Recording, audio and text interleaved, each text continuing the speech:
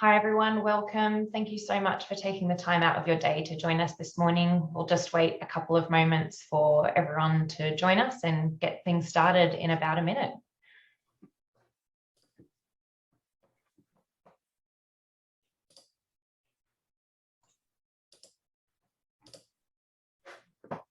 Welcome everyone. We'll get things started in just about a minute. We'll just wait for everyone to have a second to join.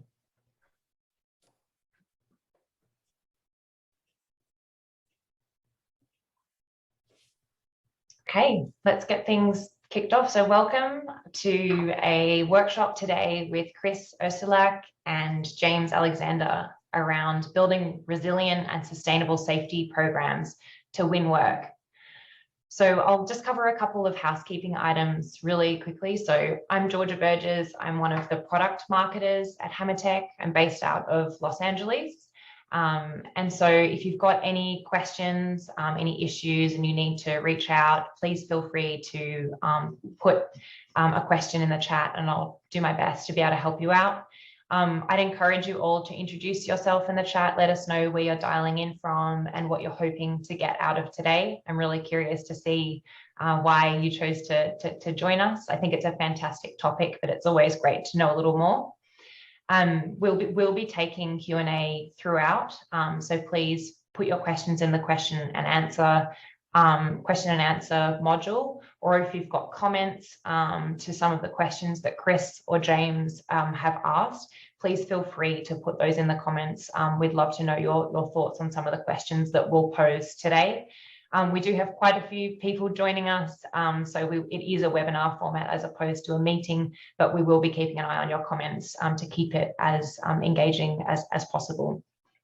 So with that, I'll quickly introduce Chris and James. So Chris is from Barantas Inc., based out of Canada, and Chris believes that everyone should be able to affect and manage their own health and safety at work and at home. And this belief has been a key driver of his career, and his career in turn has built upon this belief.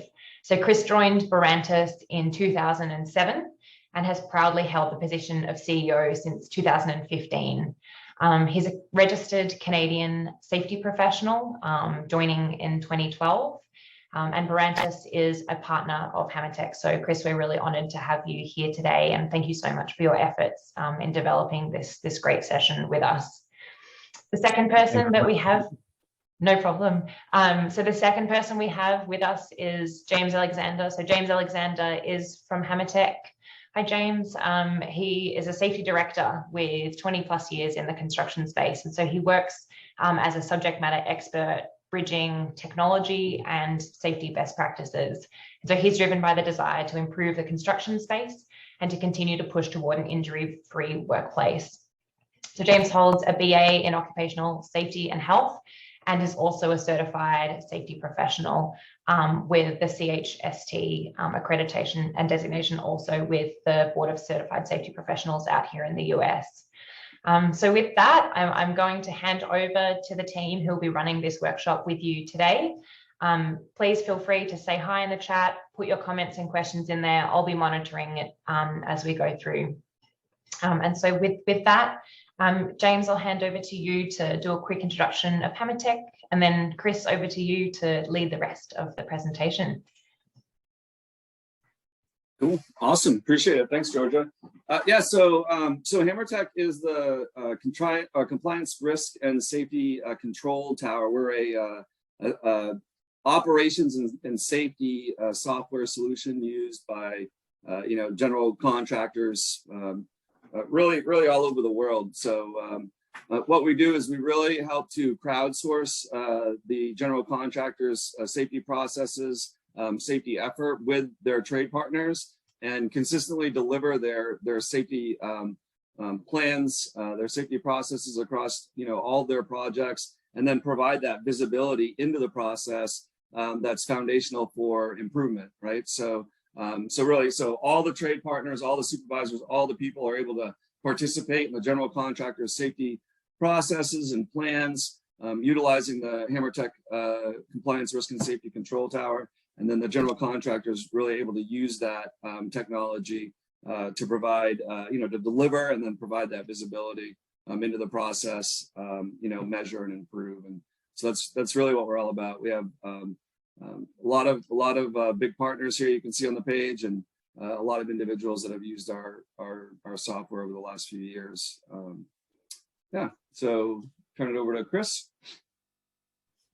Thanks very much, James.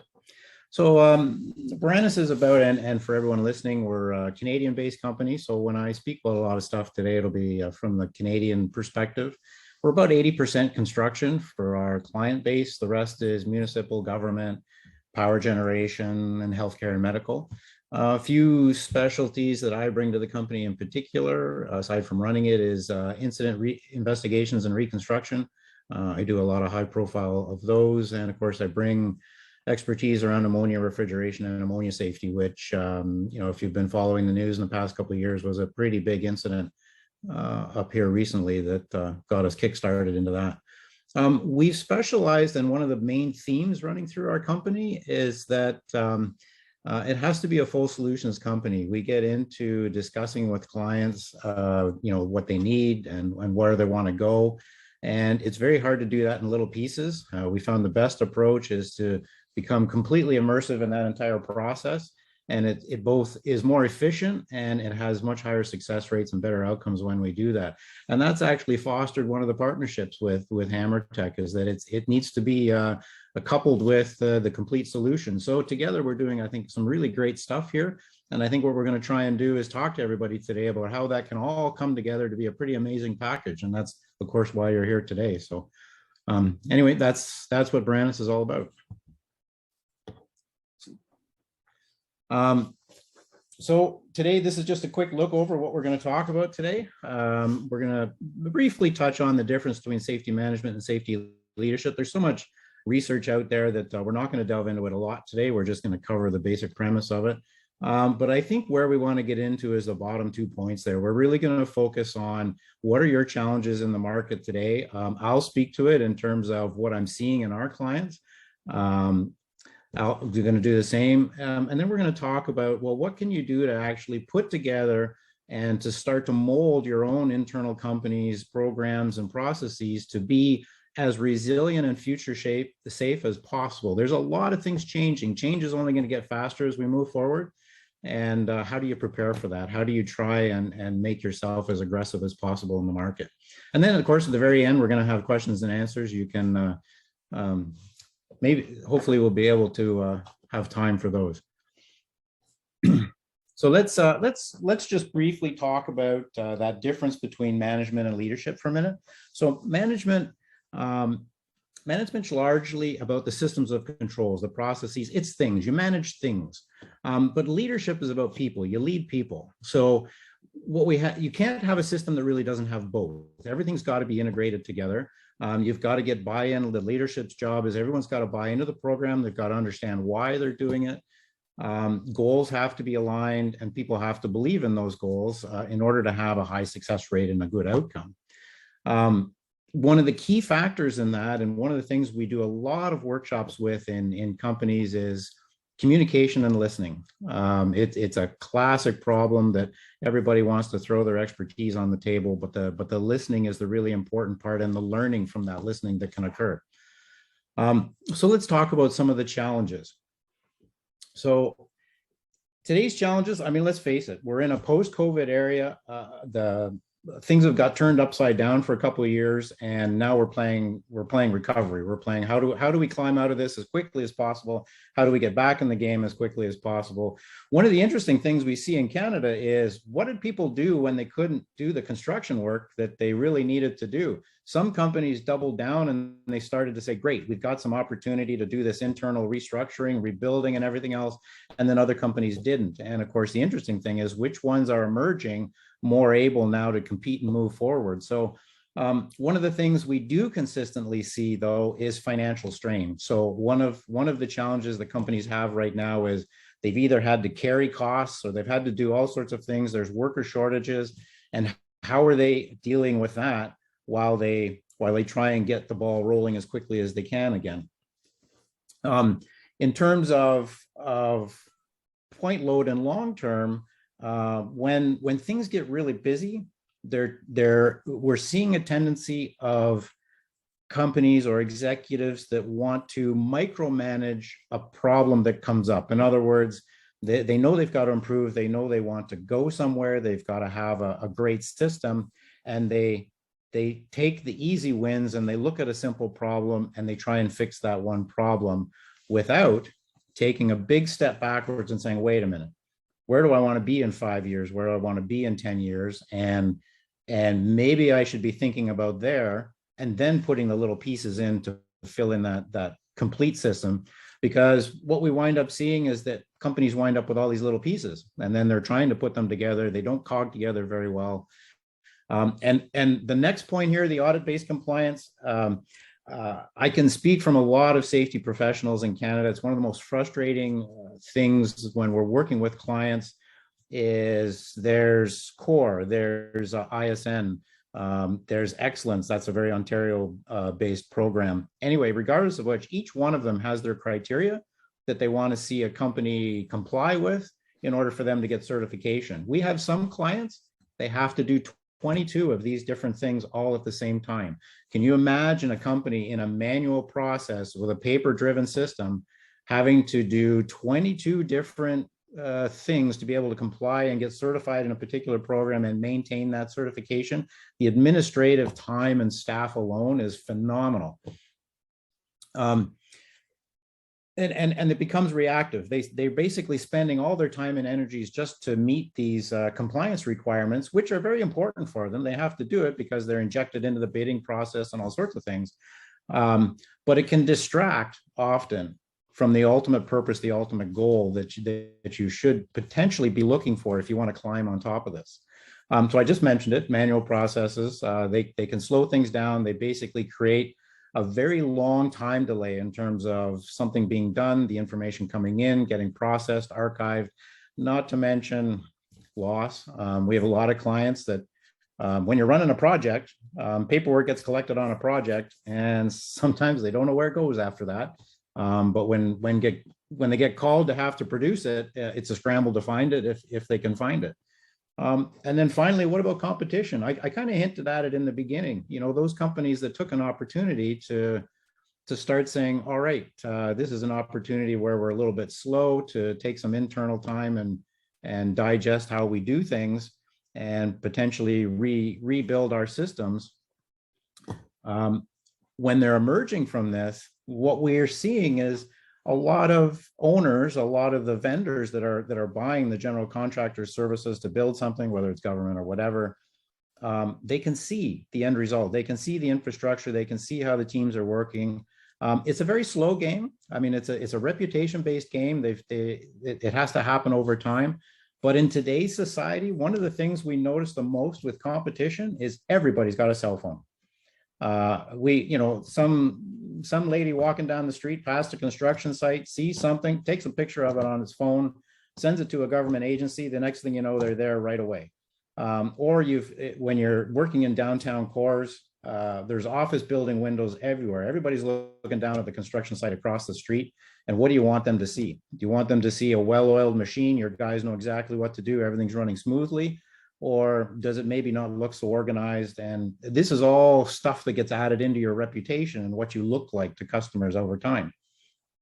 So one of the key points here, I think that we're going to be looking at is we're going to ask you the tough question about imagine your company 3, 5, or 10 years from now. What is your vision of the ultimate, if you could have it all? In other words, forget about technology, forget about how you operate now. If you could have the ultimate safety management system and leadership profile in your company, what would that look like?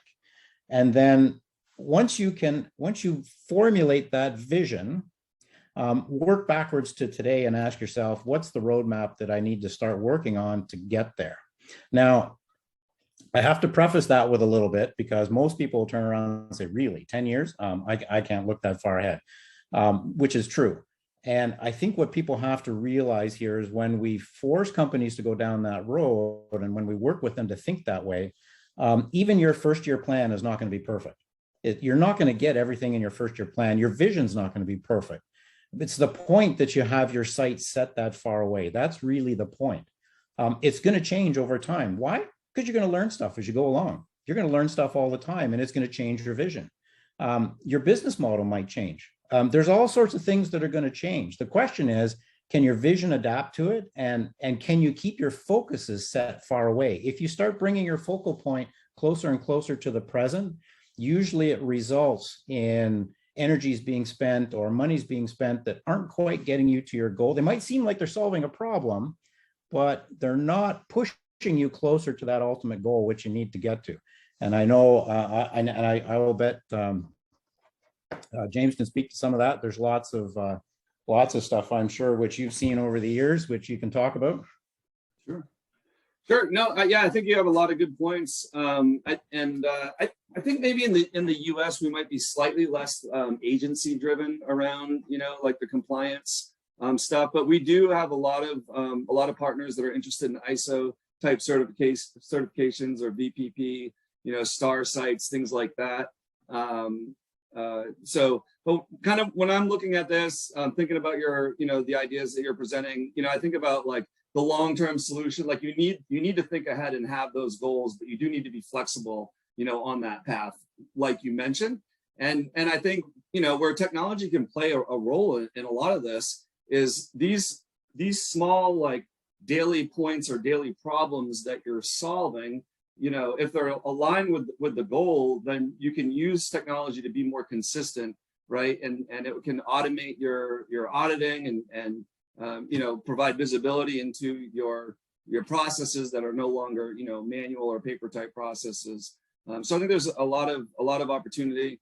But yeah, 100%. I think you really do need to think ahead and think about like, where do I want to be in my next, 3 years, 5 years, 10 years, right? And then, what are the tools, that can help most. So yeah, a lot of good points there, Chris.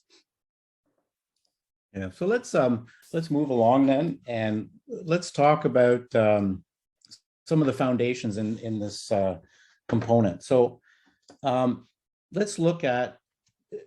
So one of the things that I think anybody out there who has to invest in something. So in other words, you're investing in your safety program, you're investing in your company, you're investing in your workers.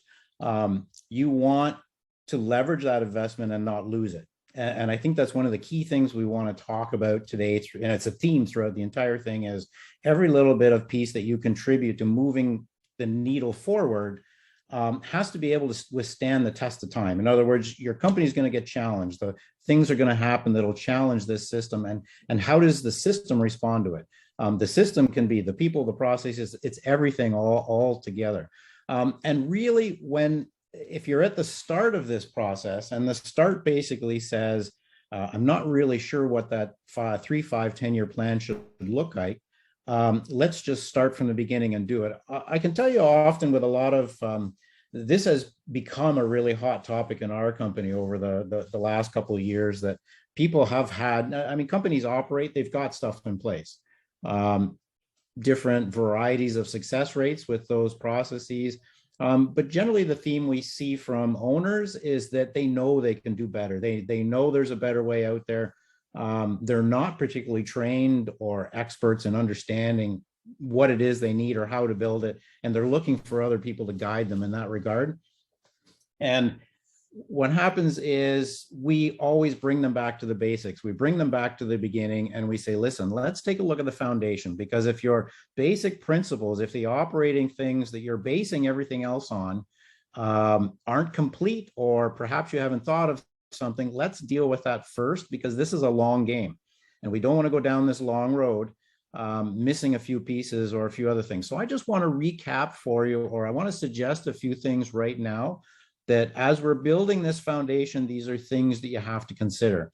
The first one is, and by the way, I'm not going to go into depth on each one of these because they're huge research topics in themselves. You guys can Google later and find out all sorts of things, but let's first talk about human error. So you'll see companies that, they'll have zero targets, they'll have a number of different things, but regardless of which, we're never going to eliminate human error. That's because we're human. So the ability to anticipate and manage that has to be built into the system. So your infrastructure, this foundation that you're building, has to be able to anticipate human error. The second thing is it has to have a huge communication component in it. I would say the majority of great gains that we make working with companies is working on their communication infrastructure. In other words, everybody pretty much knows how to do their job. It's just that people that have to work together in order to accomplish that job don't talk as frequently as they could, or information isn't passed back and forth fast enough, or there isn't enough live data feedback for somebody to make an appropriate decision. They wind up missing pieces of the data and this decision isn't as good as it could have been. A lot of these things kind of come into play about how it is. And of course, we need that opportunity for feedback. Feedback has to come back into the system, because the system, which is another point, one of the other points is the system has to have the ability to learn built into it. If the system can't learn, and when I mean system, I mean this is your complete overall corporate package. If it can't learn, well, we're not going to make the 10 years, right? Because we can't adapt, we can't learn. It has to be in there. And you know, I do some of the recent literature, like Decker's work and whatever. I do think there has to be threads of just culture and accountability through everything. I believe I believe in having empathy in everything, but that doesn't mean that you can't hold people accountable. There has to be accountability in there. And of course, we talked about it, adaptable and flexible.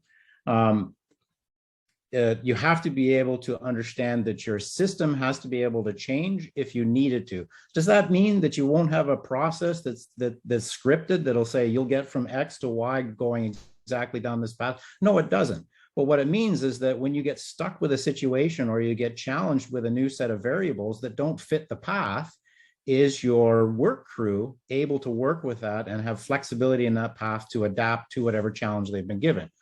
So if you build that into the system from the start, you'll find that over the years, its flexibility enables more than disables. The other thing I think, and we talked about this in the beginning with the standards, and you know, James has indicated that the States isn't bound by this as much as Canada is, but Canada really has a lot of infrastructure, regulatory, and third-party compliance programs that have to be in place. In fact, there's so many of them, it's getting a little overburdened. So when you're building a system, the best thing to do is to look beyond these. In other words, take the best of all of them and look at what's even bigger. Think bigger, think further away. Each one of them has their values. Every single compliance program that's out there comes with some value in it that's useful. But to make them all work together, if you focused on that and not on the long distance goal of what is going to give you a really effective and empowered program, often what we find is you just don't get to where you need to go because you're so bogged down with all the fine details, you can't see the bigger picture. So look beyond the local standards, the local requirements, I mean, that could be ISO, that could be other things. The other thing is peer networks. I know one of the things James will talk about that he really believes in is if somebody's developed a best practice for something, it's not legislated, it's not out there, it might not even be published in a trade magazine, but you know that it's the right way to do something, and is definitely the safe way of do something, and people need to know about it, because the more we make people know about it, the safer the workplace is going to be. This is looking beyond your regulatory issues. You know, build the system, build the knowledge base that's out there. It's the intellectual capital that we'll share between everybody. The other thing is build in failure capacity, build in redundancy. This is a topic which in Canada in particular, because we're such a spread out thing, we have construction sites up near the North Pole. We've got construction sites in remote areas. Build into your system the ability to handle a failure. In other words, your digital system goes down, your cellular network goes down. Do you have something in your system that's going to accommodate? And these won't be long-term shortages. They're usually temporary blips. But for example, just last year we had a cellular outage in Ontario that lasted for 3 days. So, you know, imagine your communication system going down for 3 days. It was a widespread outage. Everybody on one cellular network, that's it. They didn't have cell phones for 3 days.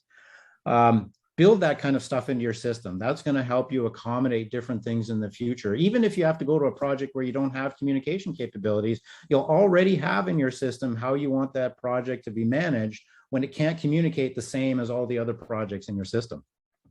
And then the other thing too is you have to enable people at all levels of the companies. Within the company. One of the things we see the most, and it's one of the primary workshops in our system, is that management wants to grab the bull by the horns in this particular case. They want to lead the direction, they want to lead the change. They have a vision of what they want things to be. And what often happens is they've enabled upper management to see it through and do it, and the workers are left to follow along. The field is left to follow along and toe the line and toe the vision, but they weren't empowered enough to participate in it, or they weren't enabled enough to be able to carry it out. And just making sure that top to bottom infrastructure and capacity is there. The feedback is critically important as well. So we're going to talk about feedback a little bit more. And James, do you have anything else to add to that? No, I think you hit a lot of good points, and I think it's a great segue to our first poll here. Does your company, do you have an ideal corporate safety management system? There we go. Does your company have a vision for your ideal corporate safety management system? And so if you guys could just take some time to respond. We have it's in progress, compliance requirements guide us. We look ahead to next year. We focus project to project. Our vision does not include our future state.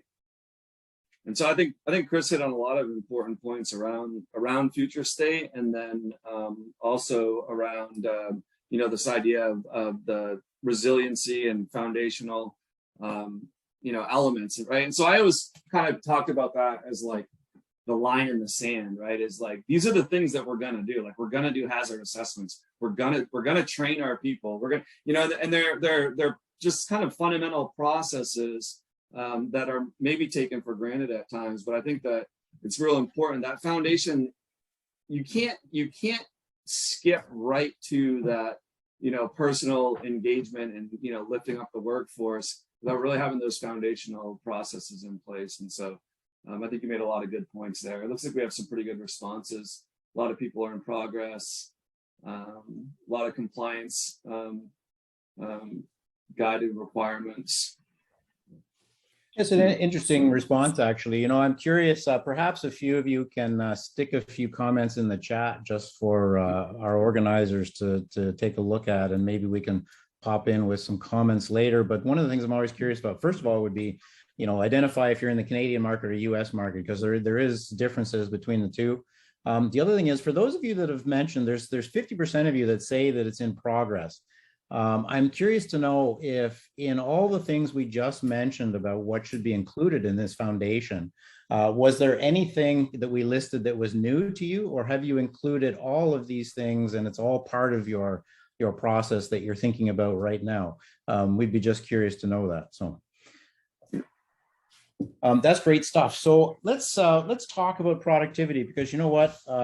Whenever we invest in something, upper management and the company itself, it's got to turn the wheel. It's got to make the engine work. And of course, a lot of people are in business to do well and grow and get better in the rest. So productivity has to be a component in everything.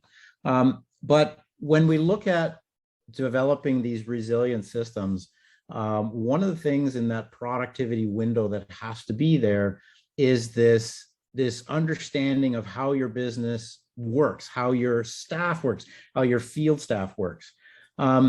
Construction is a unique beast in itself, because with the issue of subtrades, you're not dealing with your own employees. You're dealing with a trade that's coming into the site, and trades can have cultures. They can have patterns to how they do work. There can be, even in the same sector, if you got two mechanical companies, each mechanical company can do things quite a bit differently. And the ability to understand how these things work together and build profiles of each one can significantly make a difference in how productive and how efficient a project's going to run based on how you know this information. Obviously, if you're with a new trade or you've picked up a new sub trade, there's going to be a learning curve there. And what helps that learning curve? communication and feedback mechanisms. That's one of the things, like, the trade foreman will say, listen, we don't do it that way. We need this, this, and this on the project. Can you guys provide it? Who's going to provide it? Is it in the contract? And, the more of that stuff that gets discussed ahead of time, the less wait time we've got on site, the less time people are trying to figure out these answers, and the more time people are working. And what is that? That results in productivity, right? If there's less questions to deal with, then it results in productivity. And if we bring that to the safety part of it, for us, companies that have been most successful in managing this efficient safety program is in the communication and in the buy-in of the why are we doing it. Simon Sinek talks a lot about whys, and I like him. He's a really good speaker. It gets very difficult to apply some of his work to a construction site, but here's what we notice.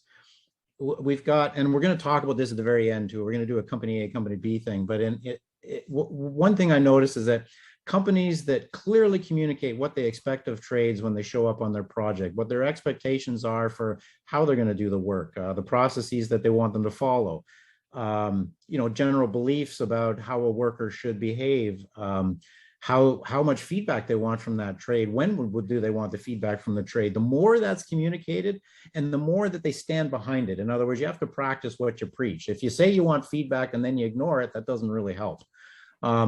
So the more that happens, the more the trades show up ready to work. We've seen it time and time again that we've even seen, because I'm a consultant to many different companies, a lot of the sub-trades or a lot of the GCs I work for, I see the same people in the same trades go to different companies, and they actually behave and act completely different on completely different companies, because they've learned what that GC or what that company expects from them, and they mold to the expected behavior. So if the one GC is very lax about, oh yeah, just get your job done, we don't care, that's exactly how they work. Whereas if the other one is basically saying, well, you need to submit this, we have to do this, we're going to come around and check on what you're doing, they're prepared for it, they've got their ducks in a row, everything's in order, and they just know that that's what they have to do. And which one, of course, would you like to be? I think most companies want to be the one that the engine's working smoothly, and your trades, your workers and everything know exactly what to do. It also makes a very big difference when we talk about in your foundation model, that empathy component and that fairness component that has to be in your health and safety system. It's very hard to work with people and say, why didn't you do this, when they didn't know that they had to do it? Whereas if this is all communicated in the beginning, it's a much different discussion about, do you understand? Do you need any help to be able to do it? What resources do you need, et cetera? It's a very different discussion. So one of the things go ahead, James. I'm just kind of agreeing with you here. I think there's a big opportunity as well, again, with the continuity and like consistency across your projects, and with your trade partners. So I have a lot of experience on the general contractor side of things. And really what I found is, what you're talking about here is communicating early and often. It's like communicating outside of even contract. It's like, we're just partners all the time. And then, and now we happen to have a job together. Like that's great. But after that job, we're still just partners growing together, right? And the best general contractors, that's really what they do, is they bring the trade partners in as like family members and being part of, a unit to complete this big work, right? I think you mentioned earlier as well, around this idea is you're only going to be as successful as, the combination of all your individual parts. And it's like, the trade partners are, they're part of that general contractor in that community. And as general contractors, we do use the same trade partners time and time again. And so I think that communication is it's outside of project. It's like, we're going to grow together. We're going to agree on what makes us successful together, right? And then agree on like those plans where, again, we can crowdsource, maybe it's using tools and technology, maybe it's just, regular meetings, but it's like, we're going to agree to move forward together. And I think that's a really important piece around this, productivity. And when I think about that, and I think about compliance, risk, and safety, and how that plays into productivity, it's like that safety piece, that compliance piece, they just need to be part of all of what you do. It should be your first, your first thoughts or questions or, ideas, that kind of thing. So I think that can be missing. I think what can be missing at times is, this idea of like, that's why I call it a trade partner as opposed to a subcontractor, right? And I think that those trade partners that are brought in as part of the team, will drive a lot better results long term. So, yeah. Yeah, thanks. I agree, James. And I have another story to add to that, actually, is when we look at this, why do we need to communicate the why and communicate expectations? We have a couple examples which are really interesting. Two different companies that are about the same size. They're in the same sector. They're doing the same kind of work. And one of the companies, now they're relatively small companies. So in the smaller companies, we noticed that the owners and upper management have more of a direct communication line to their supervisors, to their field staff. And, when we talk to them about, well, how much infrastructure do you need? How much process do you need or whatever? They say, I don't need any. I talk to them every day. I pretty much know what I need to know every day. I don't need them to submit a report to me at the end of the week. So there's this kind of company that has that level of communication, and their efficiency and their productivity is generally quite good. Now, they might not be structured for growth, because then what happens is when we look at a bigger company, and there's a little more disconnect between upper management and the guys in the field. So upper management, right, refer to a manager. That manager is going to talk to the PM, the PC, and then the PM PC is going to talk to the superintendent on the site. And there isn't this trust, there isn't this relationship from upper management down to the field. And what we see happening with a lot of the companies is that because they don't have that immediate bond, the immediate communications trust that issues or processes are going to be carried out the way they want, they tend to build more processes. And their solution is, well, let's write a procedure for that. Let's do this, let's do that. We'll pump it out to the field. We'll make sure they follow it. And one of the examples we had was that wasn't going so well for one of the companies. They'd write different things that they wanted to put in place. They'd train to it, they'd pump it out, and it might have a short-term effect for a short period of time. And then all of a sudden things would kind of drift back to the way they were before.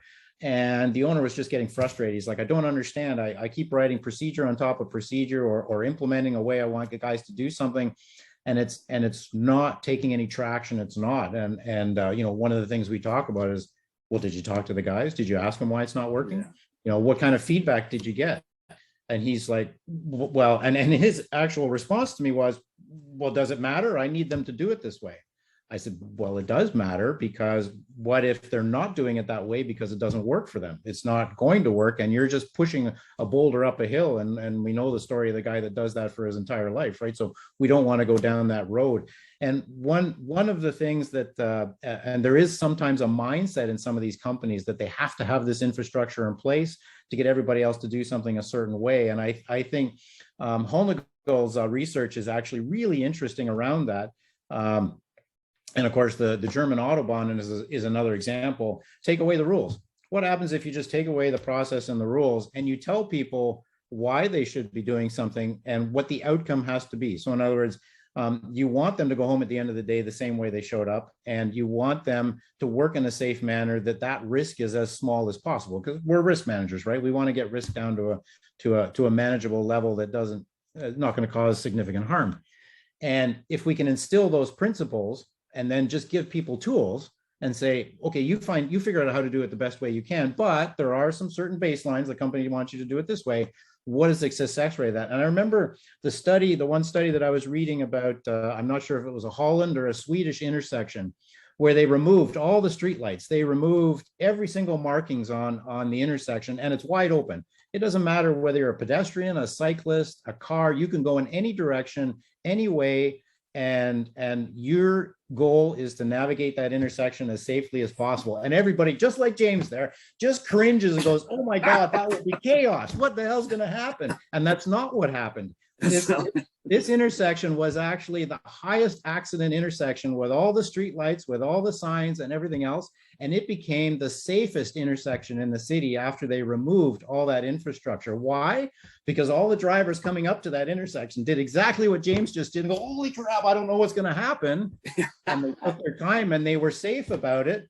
And that's what happened afterwards. Now, that is, of course, an extreme story to what we'd be looking at in construction, but it illustrates a really interesting point, is that companies get in this mindset that they need to have more and more infrastructure, and that might not necessarily be the case. Now, no two cookie cutters are the same, but if you build boxes and that's all you do is build boxes, well, guess what? They're going to have four corners and they're going to be the same shape. You can have a fair bit of infrastructure, but a lot of our clients in our line of work here, it's all custom projects. There's no project that's the same from one to the next.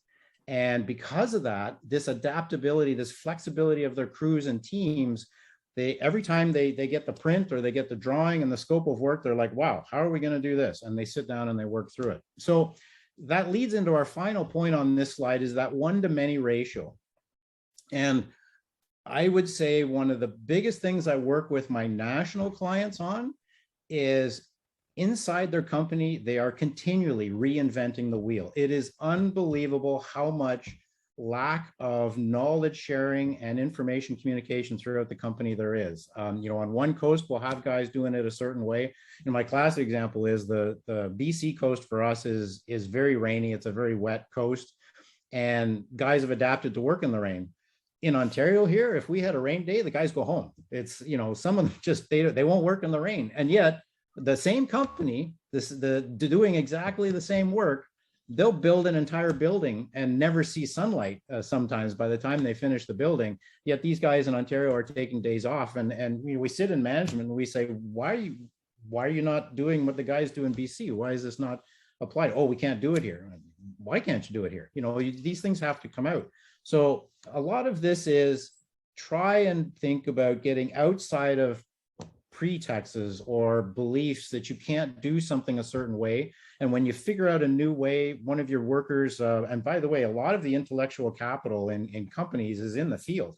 These guys are experts at what they do. They know what they're doing and they do it well. Leverage that and spread it through the company. It's also a great way to increase morale. Everybody loves to be a contributor to the system. We've seen a number of studies come out of the universities here in regards to worker satisfaction and recognition. And interestingly enough, the majority of people indicated they would rather have peer recognition or public recognition than the bonus on their check. Now, of course, that's not everybody. Some people answer to money, but it's very interesting because if you're contributing, and this goes back to James' initial point about this bettering the field in terms of contributing stuff as a standard and making the industry better. Nothing makes a guy happier to have improved his trade with whatever it is he developed or came up with on a project. So anyway, that's one of the things about that one-to-many slide, is that somebody's going to do something for you. They're going to invent something. They're going to solve a problem. Don't lose that piece of information that you just gained. It's going to move the needle forward. Your company is going to get better. And I'm going to come back to something soon about the future proofing point in regards to debriefing and following up on things that happen. So let's see, where are we here? I got lost. James, you have anything to add to that? No, I mean, I think there's a lot of good points covered there. And I think that there's, the dynamic and dealing with people and different ways of doing things. I think you touched on that really well.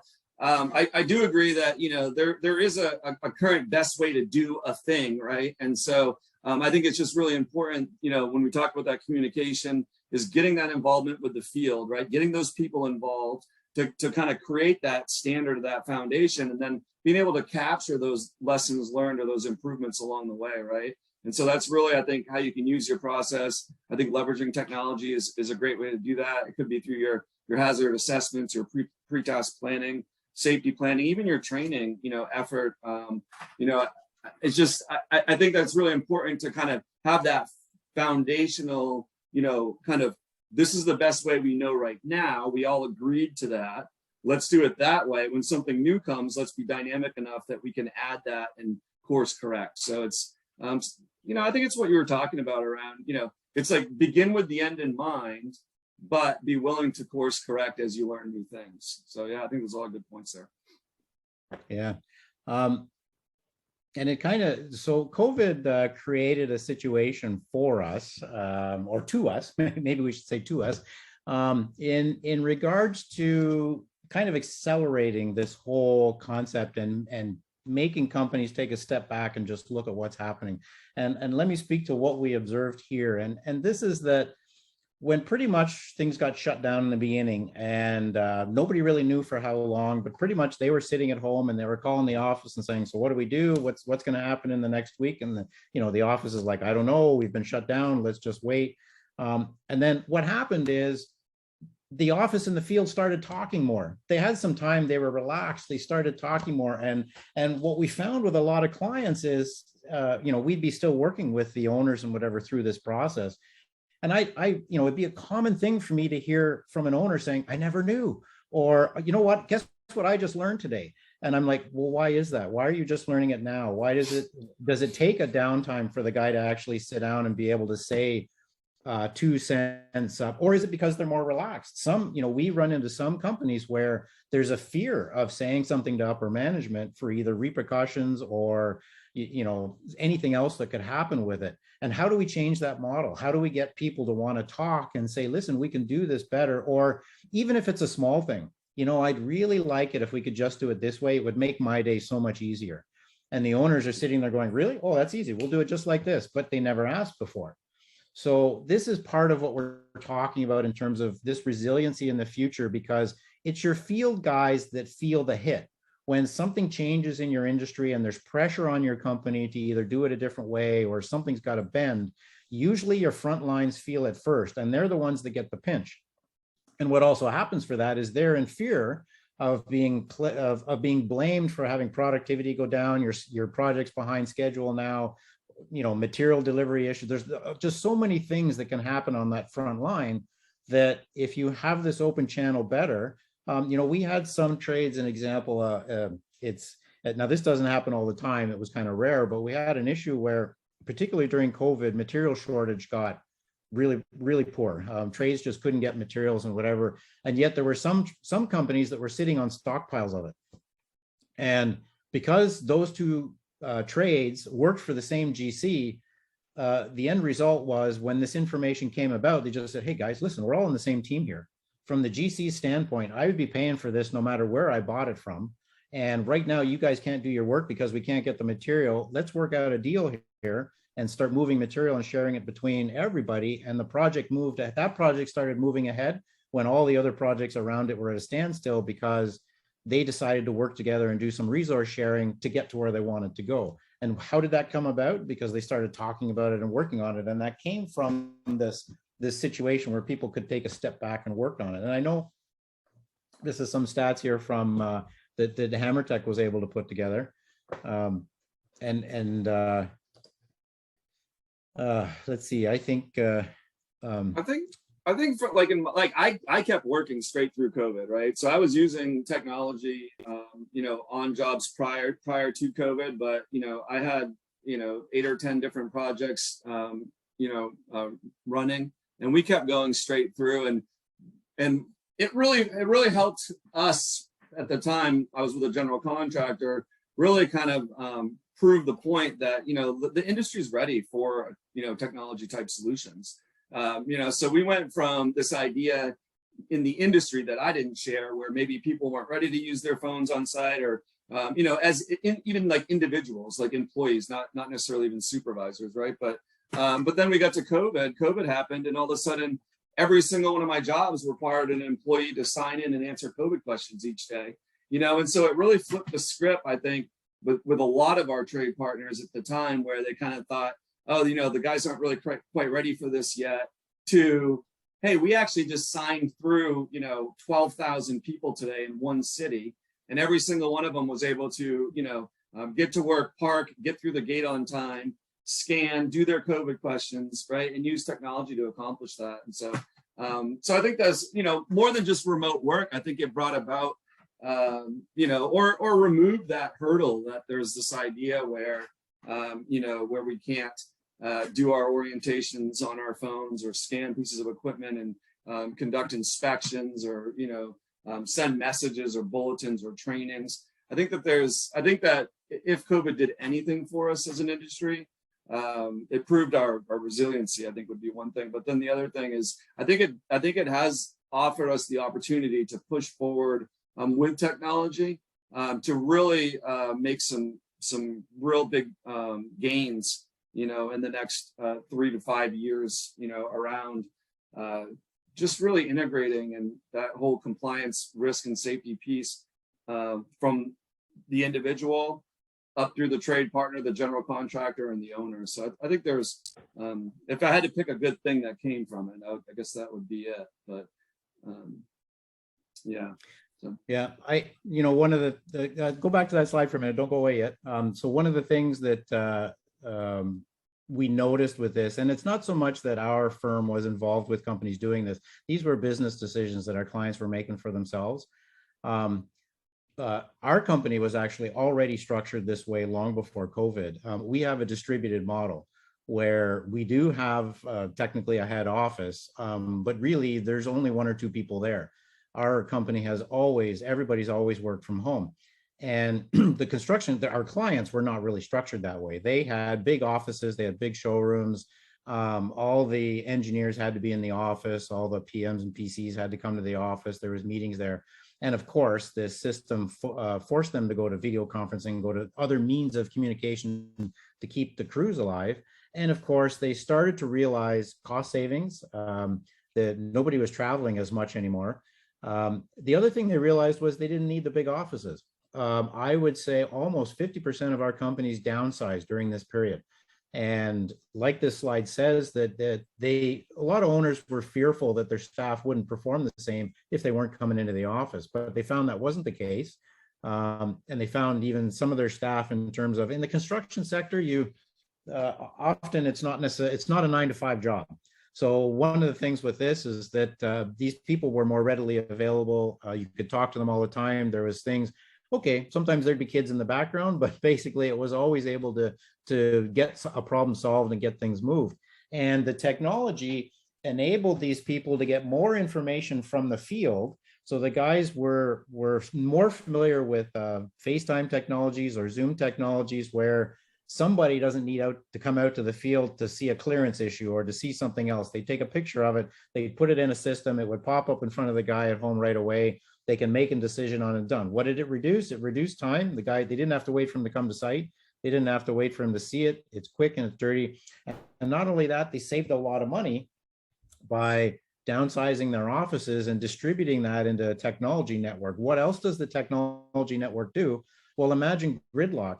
So, here, when you're in a dense populated area and you can't get somewhere because there's a traffic jam or there's an accident, one of the things that it caused was their staff to spread out. Rather than having like a beehive, everybody in the one central spot, everybody was spread out throughout the province, wherever they lived.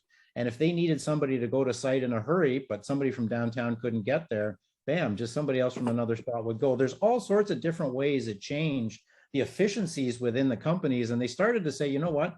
I would say every one of our companies that changed during that period said they will not go back. They're going to stay the way they are. They're not going back to the central office model because they find this new way is so much more efficient and they're actually getting more stuff done. So I think that's an important thing to say.